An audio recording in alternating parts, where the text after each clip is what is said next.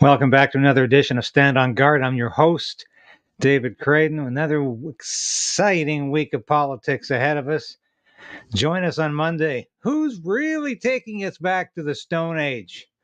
We'll consider that question when we come back in a few moments. So we are in a very precarious position in this country. We need political change, but we also need the resolve to resist.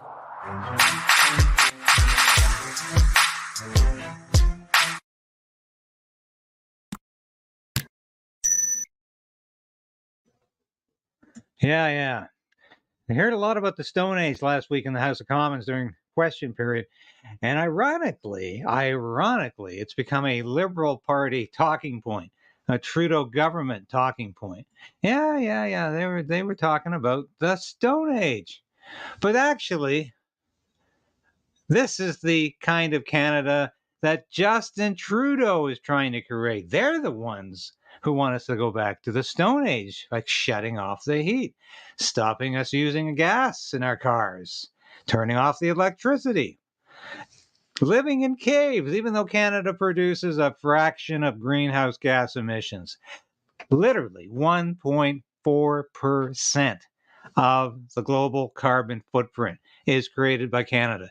So even if Canada met its sacred greenhouse gas emission targets, it wouldn't make a bit of difference in the global scheme, in the aggregate. So that's how silly this is. And you know that idea that Trudeau keeps talking about, the heat pumps? This is a very apropos picture, a heat pump covered in snow, because it's not going to work. In most parts of Canada, heat pumps don't function because the temperatures get too low in January and February. Not uncommon to hit minus 40 in places like Edmonton, Winnipeg, very cold. Heat pumps don't work in those temperatures. In fact, below minus 15 degrees Celsius, they really start to dysfunction, and they don't function at all. But to listen to Guilbeault, you would think, you would think that's the conservatives that are taking us back to the Stone Age. Leader of the opposition was asked in a scrum right over there if he would meet the Paris target. And he was like a deer in front of headlights, Mr. Speaker. He couldn't even answer the question as to whether or not Canada would meet our Paris target. He wouldn't even answer the question. On this side of the House, we are doing everything we can to achieve our 2030 targets, as opposed to the Conservative Party, who want to bring us back to the Stone Age, Mr. Speaker. Bring us back to the Stone Age, Mr. Speaker. How is not meeting our Paris targets going to bring us back to the Stone Age? Not quite getting this, are you? I don't know. Because it's, like I said, it's the Trudeau government wants to bring us back to the Stone Age, literally, where we don't have access to heat and electricity and fuel of any kind. Sounds like the Stone Age to me. Won't be flying an aircraft either. Not part of the Green New Deal that he imagines. Let's listen to a little more of Guilbeault as he unravels, literally, the Liberal plan. On the oil and gas cap out by the end of the year. And it follows a very similar process that we used for the clean electricity regulation. So first we had the framework document, and then we went to draft regulations, to CG1. It's going to follow the same pathway. On the oil and gas cap. So I can't tell you more because these are very live conversation that we're having.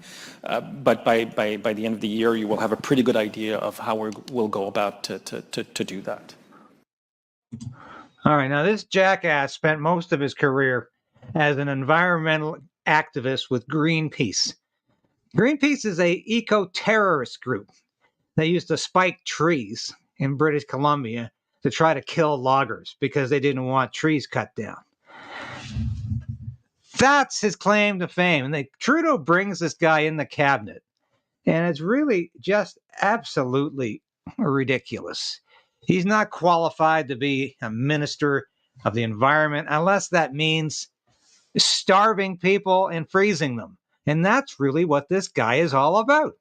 This is what Guilbeault stands for.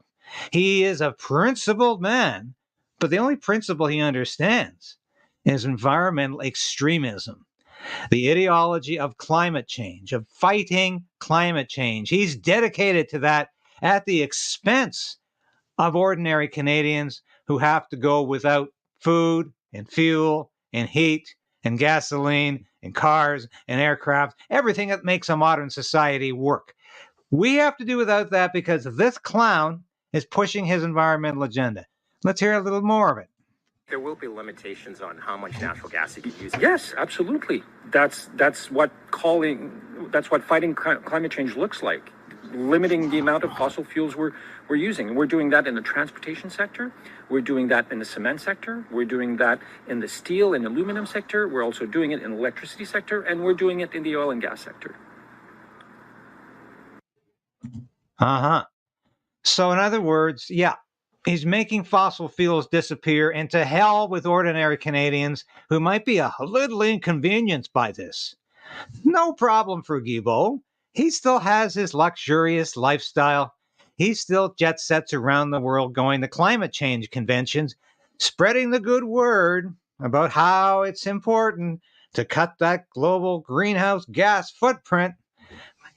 The carbon footprint, as I've said, and I have to repeat it a dozen times because the Liberal government doesn't get it, obviously. Our carbon footprint is so minuscule, so insignificant, that it has no impact on the global issue, on the global picture at all. So even if you believe climate change is entirely created by humans, and even if you believe climate change is catastrophic, is an existential threat that's going to cause panic and disaster for the planet within the next 10 years, Canada doesn't affect that at all. And the Liberal government knows that. Their carbon tax is a fraud. It's a farce. That's why they cut it for 2 years for Atlantic Canada, or 3 years for Atlantic Canada and other people across the country who operate with fuel oil. Very small proportion. Doesn't affect natural gas or propane, though, because those aren't the Liberal voters. But those people in Atlantic Canada are going to get a break. And how come this has apparently no effect on greenhouse gas emissions? I thought Trudeau was so petrified of creating them. I thought Canadians were lying awake in bed fretting about their global footprint and how to reduce it so the catastrophe doesn't strike. I thought that was important. Apparently not. If votes are at stake, you can do whatever you want. The carbon tax is a fraud. It's a farce. It's a big game, and it's just a money grab. And this lie the Liberals keep repeating, that we're getting money in our pockets with the carbon tax rebate, it's garbage. Absolute nonsense. We're not getting more money back than we're putting in. Certainly that can't possibly ever be the case when they quadruple the carbon tax on gasoline to 61 cents a liter. We know it's a big farce. Let's hear what Daniel Smith has to say about this. If you're going to have a federal government asserting that they have to have this power so everybody is treated equally, and then they don't treat everyone equally, it seems to me that that's something we should go back to the court and ask them whether or not they want to reconsider whether this is an appropriate use of the federal powers. I would rather this have a political solution.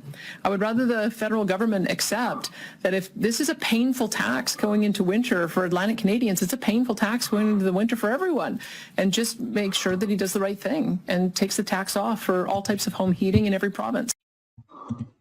Oh, that would be equitable or equal or equal application of taxation, equal application of the law, equal application of government policy. But Trudeau's not about that.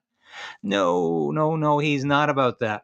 He is about unequal application of everything. Only Liberal supporters get the largesse. If you're not in that lucky group, forget it. It doesn't apply to you. So what kind of a guy is this Guilbeault? Well, I mean, what makes him tick? Well, I mean, he's been arrested and gone to jail. Looks a little different, yeah.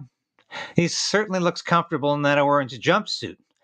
But there he is in suit and tie in the House of Commons. Same guy. He's preaching the same nonsense. Just promoting the same rubbish as he has for years. Going on and on. You know, George F. Kennan very famous diplomat. He's the author of the containment policy during the Truman years, the Harry Truman presidential years. He was also instrumental in the creation of the Marshall Plan. So this is a senior diplomat who went through various presidents and always offered pretty good advice. I find his description of the Soviet Union very interesting. He says, in tens of thousands of instances over the course of the years, real events had to be denied, false ones invented, or true facts distorted beyond recognition in order to produce a version that was compatible with the party's neurotic vision of the environment in which it lived and of its own reaction to that environment. Very interesting. What is Kennan saying here? Just what the Liberal Party does. They make it up. They make it up about the carbon tax pause having something to do with weaning people off heating oil. Doesn't compute. They talk about heat pumps being the panacea. Everybody can just put their heat pump in the backyard and that's going to solve your heating problems. Not so in most of Canada where the temperature gets too low. And these things are expensive, $20,000 US. Very expensive. And not only that, they're not carbon neutral. You got to plug them in. So they take a lot of electricity. And as people have told me, the electricity grid in Atlantic Canada cannot sustain all of these heat pumps the Liberal government is imagining people are going to put in. Ain't going to happen.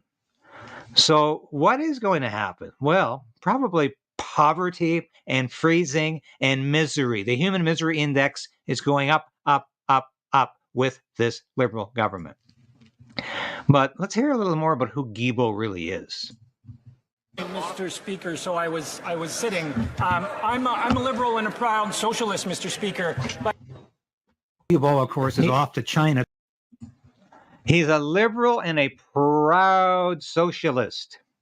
And we'll get to that other interview in a minute with Dan McTeague, which I think is fascinating because he talks about Guilbeault. So he's a proud Socialist. You know, nothing was said about that by Justin Trudeau. Is this the kind of people he wants in his cabinet?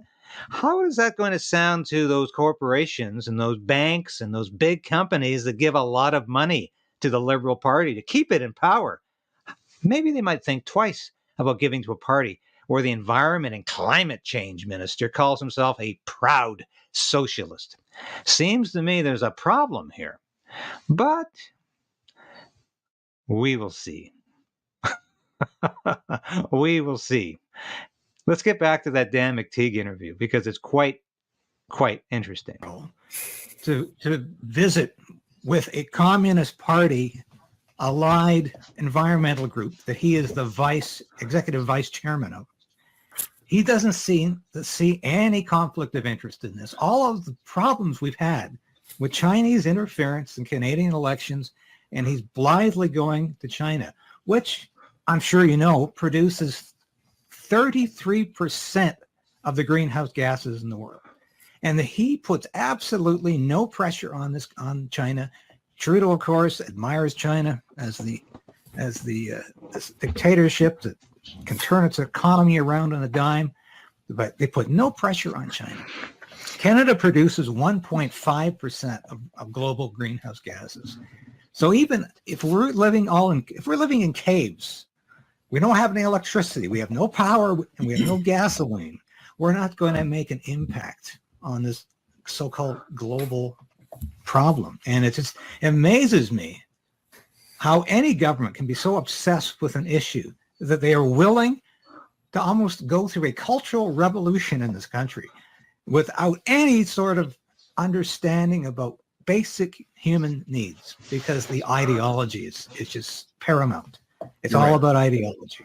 It's his ideology. It coincides. That's Guilbeault's ideology coincides with Trudeau's. If you look at the track records there, get out of homes and fossil fuels. No more suburbs. Make sure your home is a lot smaller. No more using natural gas to heat your home. But even if that were something we can contend with, the most egregious is what he said back in 2019, 2020 about Guangzhou. What he said about Huawei is that the only reason Huawei is being beaten up is because these Western telecom companies are, feeding the heat on the 5G network. This is a Manchurian candidate. For people who don't understand the expression, I'm not talking about the movie, I'm referring to somebody who can be used as a useful idiot by another country to come out and spout these things off. He is a Marxist, and there's no doubt that his comments and his reputation, anybody who's done a bit of research on this man, will come to quickly to the conclusion he's the last person you should have in Parliament, much less as a minister. And his jetting off to another country, where I come from, in my generation of liberals, that would be considered seditious and potentially treasonous. Now, the laws on those are very, very vague and very specific in terms of what constitutes that. But he did not disclose these things prior to. And the very mere fact that media is not playing into this and understanding the implications is extraordinarily dangerous. He's not there to convince China that they should use less. If he were willing to do that, he'd be going and saying, hey, we've got a lot of natural gas to offer you, and you can use that as a substitute to coal. Yeah. So Guilbeault jets off to China to talk to his buddies, his comrades in the Chinese Communist Party. They don't take any of this seriously. China produces, 33% of global greenhouse gas emissions. They're going to continue to produce more because they don't give a damn. They just want their economy to keep moving and they want to keep producing. Trudeau doesn't care. He knows this is a game. Guilbeault, I don't know if he's suckered in by the Chinese, too stupid to know, or if he really is just playing the game with them. Like Canada can't even meet its emissions targets. It misses them. But so what? It's insignificant. China's the one producing the greenhouse gas emissions. But Guilbeault doesn't care about that. Not an issue. By the way, if you're watching this right now, please like this. Subscribe. Help me financially in any way you can. We've got 3 ways to do that. You can do it on Facebook. You can do it on Twitter or X. You can do it on Substack. And you can do it on YouTube. So please help us out. And thanks for watching this broadcast. Wanted to share one more thing with you. This was an excellent. This hour is 22 minutes. Have a look at this wonderful skit that Daniel Smith did, lampooning this carbon tax pause and this carbon pump farce. It's all so fascinating. It is very fascinating. So we're going back to question period later today. I hope you join me for that. But I want you to know that what you're hearing from the Liberal government is a complete farce. This is not real. Any of this. Anything they say right now is a lie. And none of it is real because they are desperate for their political survival. And that's what it comes down to. I hear people every day come up to me and they say, Trudeau can't last. And there's a lot of podcasters out there. Every week they announce it's over for Trudeau. It's crap. He is fanatically staying in power. But he's got a grip on power. Now he's got the Socialist NDP and the Separatist bloc in his left hand and his right hand. And they will support him. They will keep propping up this damned Liberal government that is bent on the destruction of Canada. I can't say that with more emphasis and sincerity. Trudeau is destroying Canada. You hear the Conservatives constantly mouthing the talking point, he's not worth the cost. Well, no kidding. But it's not just that he's not worth the cost. He is putting Canada's life on the line. And there's more censorship coming. That's why you need to like the station. You need to say, yes, I watch this station. I like this station because it's independent journalism, and that's what Trudeau is trying to strangle and crush with his censorship laws. Bill C-11, Bill C-18, we're doing that. The worst is yet to come with the online safety bill. Hasn't been numbered yet, but they have been studying it for years. They've had their study groups, their focus groups, give them all the information they need. These are hand-picked liberals, hand-picked liberal groups, telling them the information they want to hear about the need to stop, to eradicate, to wipe out something called disinformation, which they won't define in the bill because, as the study groups told them, that will make it too hard to enforce if you define it. So leave it undefined and the government can decide what disinformation is, or misinformation, or malinformation. That's the latest term for censorship that is popping up in the United Kingdom, where they just passed an online safety bill. Now it's an online safety act. That is devastating for free speech there. Journalists have already been arrested for saying things the government doesn't like. It can happen here, as I've been warning. In my last Substack piece, I warned that Trudeau does have a plan to stay in power, and he could use the powers he currently has. He could re-invoke the Emergencies Act at any time. He can use the powers he currently possesses as prime minister, and he can exploit the unease, the chaos in the streets that the war in the Mideast has generated by unloosing the forces of anti-Semitism, of racial hatred, of ethnic hatred. And Antifa and the left are using these protests to try to bring down the country, but Trudeau is using the Antifa protests and these crazy demonstrations in the streets to justify censorship and control. And you watch, he will use these instances, these elements, to retain power, and he could easily postpone indefinitely the next federal election. You watch him. He's capable of it. He can do it. And that's what we need to be very wary of. So thanks for watching today. Tune in later for question period. I will be going live with that. And thank you. Thank you so much for watching today. I don't think I can say it enough. It's not that the Trudeau government is not worth the cost. They are costing us more than we can ever pay back. And 2 more years of this regime is going to be catastrophic for this country. I'm David KRAYDEN.